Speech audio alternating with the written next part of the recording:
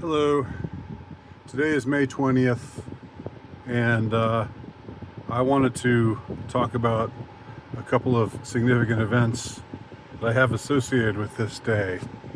Um, the first is a pleasant event, the second is a not so pleasant event, but both are significant in a way. Um, and I have a feeling this date, certain dates, I mean, certain dates have significance, whether in some deeper cultural sense, or sometimes just in a personal way, and sometimes they intersect. I don't know. I have feelings about this day, 520. Um, this seems like a day that is significant in some way, uh, and it's partly because of my memories of this day, which I will now detail. First memory I have, and this is going to seem like not a really incredibly important thing, but it goes way back to 2005. I had finished teaching a year of remedial English in a public high school in a certain county in the state of Georgia, which I will not name here. But it was a rough year. It was a very trying year, for all of the reasons you can imagine. And it was a year I just had tunnel vision. I just thought, I've got to get through this year. After this year is over, I have other prospects that I can move on to, but for now, this is what I've got to do, and I just got to stick with it until the year is over. And May 20th was not just the last day of school, it was the last day of post-planning. So it was the last day that there was any, it was, I was gone. I left the building for the last time that day, because I wasn't coming back. I already had, like I said, things set up for me at another job that was much more palatable. So on that day, on May 20th, 2005, I think it was a Friday. What I clearly remember is it was the day that Revenge of the Sith was released. And I remember after doing my time at post planning, leaving that building for the very last time, driving to the movie theater that was in that town where I was working to see a matinee of Revenge of the Sith, and I just it was like it had it left an imprint in me. I think I can't think of the movie Revenge of the Sith, and I won't get into how I feel about the movie or the prequels or anything like that here, the Star Wars prequels. I tend to be a defender of the prequels, but even though I do think they're inferior to the original trilogy, but that's getting a little too into the weeds. But I just remember sitting in the movie theater watching the movie. Star Wars having at the time having this primordial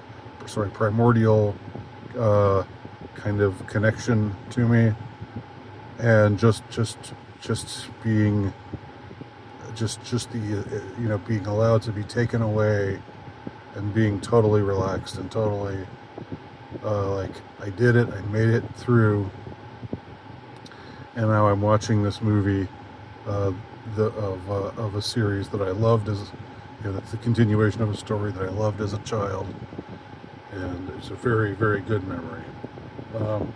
And I remembered May 20th after that. Now, several years later, fast forward to May 20th, 2016, I went in for this was a day where I went in for an operation. Uh, I got surgery, facial surgery. I'm not going to go into detail about it. But suffice to say, it was it was it was insisted that this surgery would be something that would be good for me to get to do. Perhaps not uh, life saving per se, but still something that was needed, that was necessary, and that might, you know, even though there wasn't any immediate peril, it was something that would uh, that was needed to cut off the, you know, to bring an end to a possible problem. That's all I'll say. Something that could have become a problem. And when I look back now, I wonder if I really needed that surgery at all.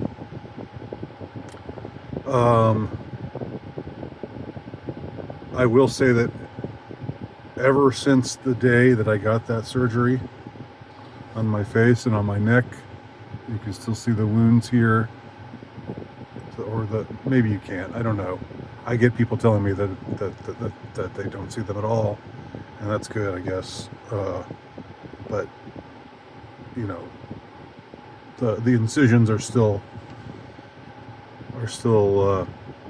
there, and I think you can see them in my face at times, or I see them, and you know, I'm somewhat self-conscious about them. But more than that, I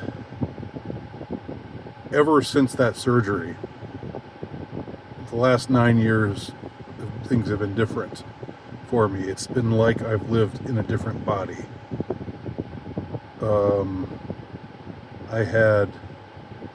I have had chronic pain, and I don't want to overstate it. I don't talk about this much because I really don't want it to become what defines me, and I don't want to be a woe is me kind of person. I don't want to overstate my condition, because I'm pretty much able to do everything that I was able to do before. But there has been this lingering pain, this lingering discomfort ever since I got my face and neck cut on, and I was given no heads up that such a thing would happen. The surgeon didn't tell me. Nobody affiliated with the hospital told me that the surgery might have complications.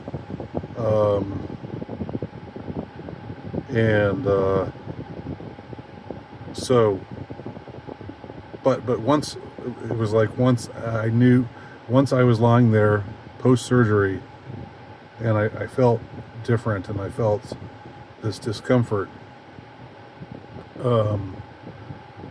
It felt like a permanent thing. It felt like something I was just going to have to deal with for the duration, and so far that's proven to be the case. Now, I am able to medicate for it, and that helps. And so I don't want to overstate the dire. You know, when you hear chronic pain, you might think of something much more dire than what I'm talking about here. But it's been significant enough, it's been preoccupying enough that it's basically made me feel like a different person. And like a person, before that, I just didn't have to think about, will I have pain today? How do I deal with the pain today?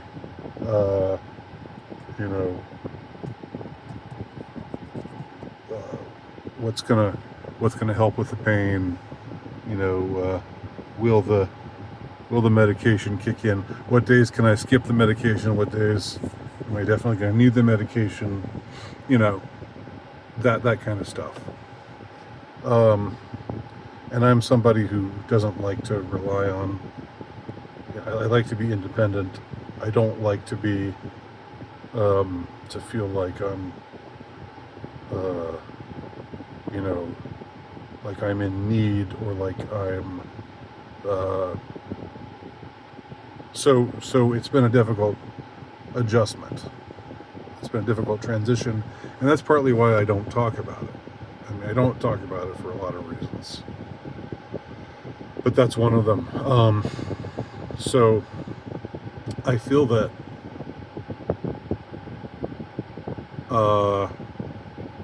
this was meant to happen, and we all have wounds in our lives, right? Whether physical or psychical, things that affect us. And this again, like I said, it made, there was a clear demarcation. There was me, life that I lived up through May 20th, 2016, when I got this surgery. And then there was the life that I've been living afterwards. And even though I'm not debilitated, I can go out and do things on my own. I'm independent. You know, it's not like I'm in a wheelchair or debilitated in those kinds of ways. It still is something that is preoccupying enough that